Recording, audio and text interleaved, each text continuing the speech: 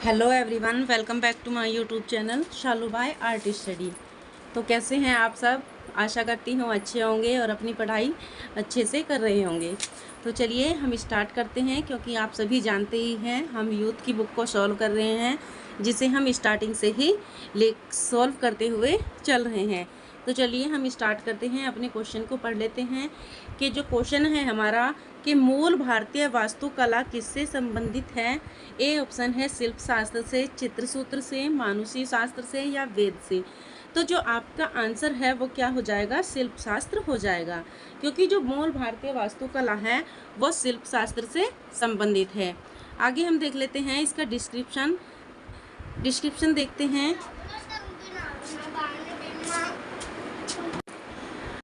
जो मूल भारतीय वास्तुकला का संबंध किससे है? आपके शिल्प शास्त्र से है। किससे है? शिल्प शास्त्र से है। जबकि वात्स्यायन मुनि के कामसूत्र के 64 कला में 37वें स्थान पर वास्तुविद्या या गृह निर्माण कला के नाम से इसका उल्लेख है। किससे उल्लेख है? गृह निर्माण कला के नाम से उल्लेख है। और रामायण में कला के अर्थ में शिल्प शब्द का प्रयोग है। रामायण में कला के अर्थ में किस शब्द का प्रयोग है? शिल्प शब्द का उल्लेख है, जिसके अंतर्गत गीत, नृत्य, वाद, चित्रग्राम आदि सभी ललित कलाओं का अंतर्भाव है। आगे है कि रामायण काल में चित्र, वास्तु एवं स्थापत्य कलाओं का पूर्ण विकास हो चुका था। और मत्स्य पुराण के लगभग 8 अध्यायों में शिल्प तथा कला की चर्चा की गई है। मत्स्य पुराण के 8 अध्यायों में शिल्प तथा कला की चर्चा की गई है। और स्कंद पुराण के माहेश्वर और वैष्णव नामक खंड में शिल्प और कला के संबंध में उपयोगी बातें की गई हैं। अब नेक्स्ट क्वेश्चन है कि भारतीय चिंतन के अनुसार कला का प्रमुख लक्ष्य है हृदय स्पर्शी आनंद प्रदान करना, आंखों को सुंदर लगना, इंद्रियों को संतुष्ट करना या जनजीवन की समस्याओं को प्रस्तुत करना। तो जो भारतीय चिंतन के अनुसार कला का प्रमुख लक्ष्य क्या है? तो ये है आपका हृदय स्पर्शी आनंद प्रदान करे। कला वह है जो हमारे हृदय को आनंद के प्राप्ति दे, आनंद प्राप्त करे, हमारे मन को शांति दे, मतलब अच्छा लगे हमें अंदर से हमारे हृदय को। तो वही क्या होती है? कला होती है। कला का प्रमुख लक्ष्य होता है। आगे देखते हैं इसका हम डिस्क्रिप्शन कि भारतीय कला दर्शन शास्त्रों के अध्ययन से पता चलता है कि कला शब्द का प्रयोग ऋग्वेद में हुआ। ये आपको मैं कई बार बता चुकी हूँ। जबकि यथा कला यथा शप श्रण सा नियमिति, ये यहाँ पर श्लोक दिया है किसमें? ऋग्वेद में। देखिए आपको ये श्लोक सही से याद कर लेना है, क्योंकि कभी कभी डायरेक्ट ही श्लोक पूछ लिया जाता है, और तो कभी कभी श्लोक पूछ लिया जाता है जिससे कि डायरेक्ट ही श्लोक आपका दे दिया जाएगा और पूछ लिया जाएगा कि ये श्लोक किससे लिया गया है या किसमें इसका प्रयोग किया गया है। तो ऋग्वेद में आपके इसमें प्रयोग किया गया है। अब है कला शब्द का यथार्थवादी प्रयोग जो है भरत मुनि ने अपने नाट्य शास्त्र में प्रथम शताब्दी ईस्वी में किया। और जो नाट्य शास्त्र में कौन सा श्लोक है? न तज्ज्ञानम न तच्छिलपम नैषा विद्या नैषा कला, अर्थात ऐसा कोई ज्ञान नहीं जिसमें कोई शिल्प नहीं, ऐसी कोई विद्या नहीं जो कला न हो। तो मनुष्य की रचना जो उसके जीवन में आनंद प्रदान करती है कला कहलाती है। नेक्स्ट क्वेश्चन है, देखिए ये आपका वेरी वेरी इंपॉर्टेंट क्वेश्चन है और इजी भी है। अब है षडांग सिद्धांत किस ग्रंथ में है? तो आप भी इसका आंसर जानते हैं कि षडांग सिद्धांत किस में है। तो षडांग सिद्धांत का जो वर्णन किया गया है वो जयमंगला में किया गया है। और जयमंगला क्या है? ये कामसूत्र की टीका है। क्या है? कामसूत्र की ये टीका है। और टीकाकार कौन है इसके? यशोधर पंडित। कौन है? यशोधर पंडित इसके टीकाकार हैं, जो कि किस शताब्दी में किए था? 11वीं शताब्दी में इसकी टीका की थी। आगे है क्वेश्चन कि विष्णु धर्मोत्तर पुराण किससे संबंधित है? तो आप सभी जानते हैं कि विष्णु धर्मोत्तर पुराण जो है किससे संबंधित है? चित्रकला से संबंधित है। चित्रकला ए ऑप्शन आपका सही हो जाएगा। नेक्स्ट क्वेश्चन है कला किस भाषा का शब्द है? कला किस भाषा का शब्द है? तो कला जो है आपका संस्कृत भाषा का शब्द है। किस भाषा का शब्द है? संस्कृत भाषा का शब्द है। जो कला शब्द की उत्पत्ति की गई है वो किस धातु से मानी गई है? वो कल धातु से मानी गई है। किस धातु से मानी गई है? कल धातु से मानी गई है। जबकि कुछ विद्वान जो है इसकी उत्पत्ति क्या धातु से भी मानते हैं, क्या धातु से भी मानते हैं। जो कल धातु है इसका क्या अर्थ है? इसका अर्थ है प्रेरित करना, प्रेरित करना। तो आपको ध्यान रख लेना है कि जो कला शब्द की उत्पत्ति है वो कल धातु से हुई है और कल धातु का अर्थ क्या होता है? प्रेरित करना। अब है नेक्स्ट क्वेश्चन, सम्रांगण सूत्रधार के रचयिता कौन है? सम्रांगण सूत्रधार के, देखिए ये रिपीटेड क्वेश्चन है, पहले भी मैं आपकी वीडियो में ये इसे डाल चुकी हैं। तो ये सम्रांगण सूत्रधार है, इसके रचयिता कौन है? राजा भोज, या इन्हें नगनजीत भी कहा जाता है। तो आपका सी आंसर सही हो जाएगा। अब इसका हम डिस्क्रिप्शन देख लेते हैं कि राजा भोज जो थे किस वंश के थे? परमार वंश के 9वें शासक थे। क्या थे? परमार वंश के 9वें शासक थे। और परमार वंशीय राजाओं ने मालवा की राजधानी धारानगरी धार में 8वीं शताब्दी से लेकर 14वीं शताब्दी के पूर्वार्ध तक राज्य किया था। और मध्य प्रदेश की राजधानी भोपाल को राजा भोज ने बसाया था। कभी कभी आपसे पूछ लिया जाए कि मध्य प्रदेश की राजधानी भोपाल को किसने बसाया था? तो ये राजा भोज ने बसाया था। किसने? राजा भोज ने। और सम्रांगण सूत्रधार के जो रचयिता हैं वो कौन है? राजा भोज हैं। नेक्स्ट क्वेश्चन है कि विष्णु धर्मोत्तर पुराण लिखा है। विष्णु धर्मोत्तर पुराण किसने लिखा है? मैं आपको पहले भी बता चुकी हूँ। तो विष्णु धर्मोत्तर पुराण जो मार्कंडेय मुनि के द्वारा लिखा गया है, मार्कंडेय मुनि के द्वारा लिखा गया है। आपका बी ऑप्शन सही हो जाएगा। नेक्स्ट क्वेश्चन है कि रसमाला किसने लिखी है? रसमाला किसने लिखी है? रसमाला सोमेश्वर, वात्स्यायन, सर्वेश्वर या कुमार स्वामी? तो जो रसमाला लिखी है वो सोमेश्वर के द्वारा लिखी गई है। ए ऑप्शन आपका सही हो जाएगा। अब आता है सोमेश्वर क्या थे? एक प्रसिद्ध विद्वान और लेखक थे। कौन थे? प्रसिद्ध विद्वान थे और लेखक थे जिन्होंने रसमाला और कीर्ति कौमुदी, दूसरा ग्रंथ कौन सा है इनका? कीर्ति कौमुदी जैसे प्रसिद्ध ग्रंथों की इन्होंने रचना की थी। नेक्स्ट क्वेश्चन है कि कला शब्द का प्रयोग सर्वप्रथम हुआ था। तो मैंने आपको कई बार बता चुकी हूँ, जो कला शब्द का प्रयोग था सबसे पहले ऋग्वेद में किया गया था। तो आपका सी आंसर सही हो जाएगा। अभी इसकी जो व्याख्या देख लेते हैं कि जो भारतीय कला क्या है? एक दर्शन है। भारतीय कला दर्शन है। और शास्त्रों के अध्ययन से स्पष्ट होता है कि कला शब्द का प्रयोग सर्वप्रथम ऋग्वेद में हुआ। यथा कला यथा शप मद श्रण नियमिति, कला शब्द का यथार्थवादी प्रयोग भरत मुनि ने अपने नाट्य शास्त्र में प्रथम शताब्दी में किया। अब है विष्णु धर्मोत्तर पुराण किस काल का है? तो जो विष्णु धर्मोत्तर पुराण है वो किस काल का है? आपके गुप्त काल का हो जाएगा। तो बी ऑप्शन आपका सही हो जाएगा। इसका देख लेते हैं डिस्क्रिप्शन कि विष्णु धर्मोत्तर पुराण गुप्त काल से संबंधित है। भारतीय चित्रकला की प्रौढ़ परंपरा को प्रदर्शित करने वाला विष्णु धर्मोत्तर पुराण ईसा की 4वीं-5वीं सदी की रचना मानी जाती है। किस सदी की? 4वीं और 5वीं शताब्दी की ये रचना मानी जाती है। नेक्स्ट क्वेश्चन है कि शिल्प रतन के लेखक हैं। शिल्प रतन के लेखक कौन हैं? तो शिल्प रतन के जो लेखक हो जाएंगे आपके श्री कुमार हो जाएंगे। देखिए आपको ट्रिक से भी याद कर लेना है, सैसे शिल्प शैसे श्री।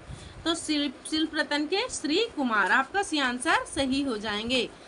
जो ये शिल्प रतन के जो श्री कुमार थे ये कहाँ के थे? तो ये केरल प्रांत के, केरल राज्य के मूलतः निवासी थे। केरल के ये निवासी थे।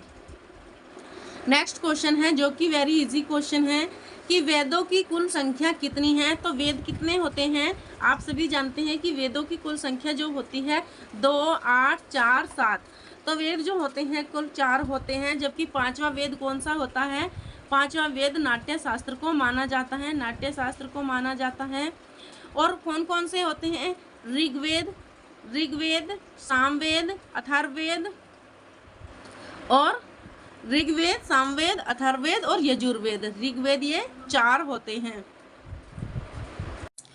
तो ऋग्वेद कितने होते हैं? ऋग्वेद 4 होते हैं। और जो सबसे प्राचीन वेद होता है वो कौन सा होता है? ऋग्वेद होता है। सबसे प्राचीन वेद ऋग्वेद, और वेदों की रचना जो की गई है वो किस भाषा में की गई है? संस्कृत भाषा में की गई है। संस्कृत भाषा में की गई है।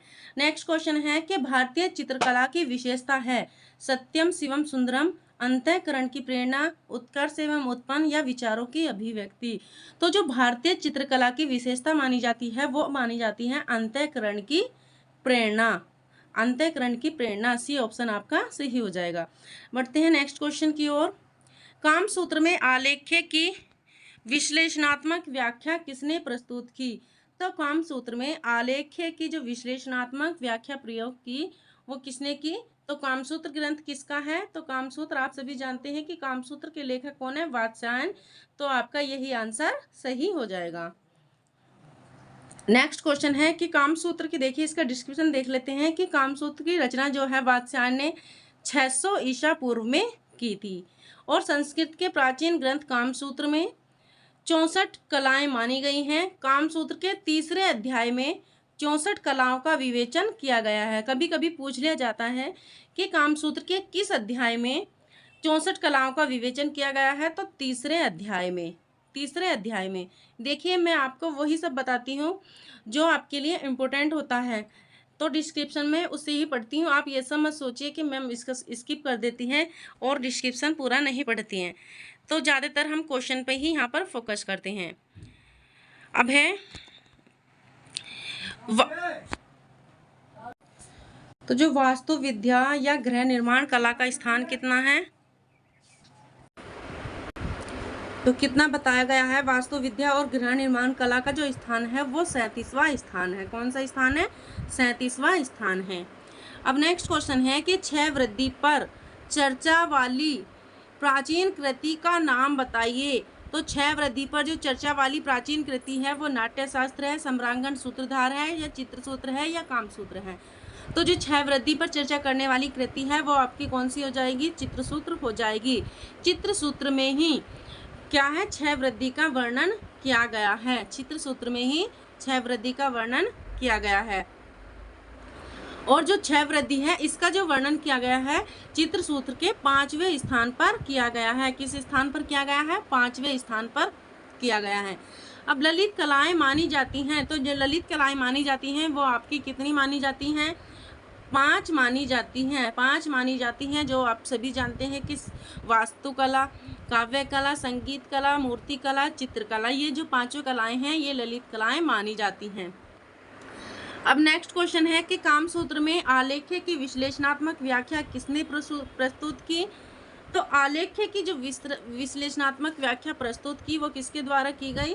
तो ये वात्स्यायन के द्वारा की गई। देखिए रिपीटेड क्वेश्चन है, फिर से रिपीट हो गया, तो आप इसकी ए ऑप्शन आपका सही हो जाएगा। 2 बार क्वेश्चन आ गया है, ये यहाँ पर भी 2 बार है, अब यहाँ से है। ललित कलाओं के दायरे में कौन सी कलाएं आती हैं? तो ललित कलाओं के दायरे में जो आती हैं चित्रकला, संगीत कला, स्थापत्य कला, और इनमें से सभी तो मैंने आपको अभी बताया है कि जो ललित कलाएं होती हैं काव्य कला, संगीत कला, चित्रकला, मूर्ति कला और स्थापत्य कला, ये सभी कलाएं जो हैं ललित कलाओं में आती हैं। तो आपका डी ऑप्शन सही हो जाएगा। और जो ललित कलाओं का विभाजन किया था वो किसने किया था? हीगल ने किया था। और जो सर्वश्रेष्ठ कला माना था हीगल ने वो काव्य कला को माना था, और जो निम्न कला माना था वो स्थापत्य कला को माना था, और चित्रकला का जो स्थान था वो तीसरे स्थान पर हीगल ने दिया था। नेक्स्ट क्वेश्चन है निम्नलिखित को सुमेलित करें। धीमान, नगनजीत, खापुरी या खुर। तो धीमान कौन थे? धीमान कौन थे? ये पेंटिंग से संबंधित थे, मतलब कि ये एक चित्रकार थे। नगनजीत कौन थे? नगनजीत जो थे ये चित्रसूत्र से संबंधित थे। किससे? चित्रसूत्र से ये संबंधित थे। तो जो नगनजीत हैं ये किससे हो जाएंगे? आपके चित्रसूत्र से संबंधित हो जाएंगे, चित्रसूत्र से संबंधित हो जाएंगे।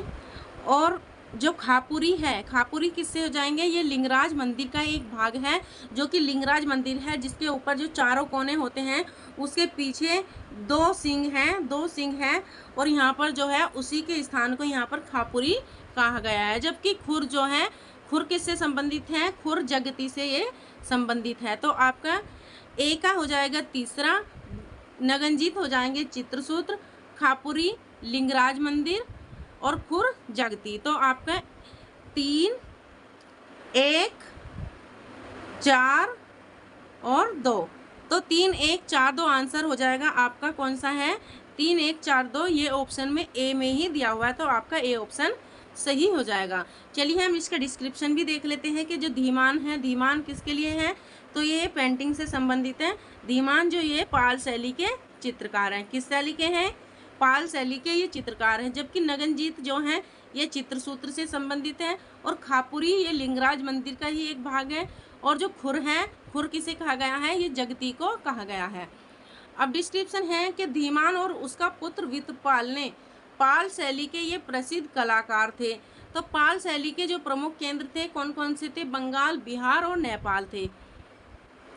नेक्स्ट है कि चित्र लक्षण के रचयिता राजा नगनजीत थे। राजा नगनजीत विश्वकर्मा का शिष्य था। पूछ लिया जाता है कि कभी कभी कि राजा नगनजीत किसका शिष्य था? तो ये विश्वकर्मा का शिष्य था। और ब्रह्मा के समक्ष जब राजा ने चित्र विद्या की दीक्षा लेने की इच्छा प्रकट की तो ब्रह्मा ने उसे विश्वकर्मा के पास भेज दिया और विश्वकर्मा ने उसे क्या किया? चित्रकला में प्रशिक्षित किया। तो इस तरह से जो नगनजीत है वो विश्वकर्मा के शिष्य हो जाएंगे।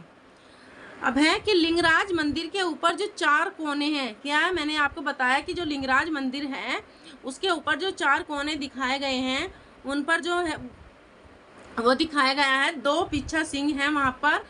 तो वहाँ पर जो जिन पर आंवला शिखर रखा हुआ है, इसके ऊपर जो छतरी नुमा खपूरी है उस पर ही शिव का आयुध त्रिशूल है। तो ये आपका खपूरी या खरपूरी माना गया है। तो आपका ये थे आज के क्वेश्चन। आपको कैसे लगे कमेंट्स बॉक्स में ज़रूर बताएं और आप इस वीडियो को शेयर ज़रूर करें जिससे कि और स्टूडेंट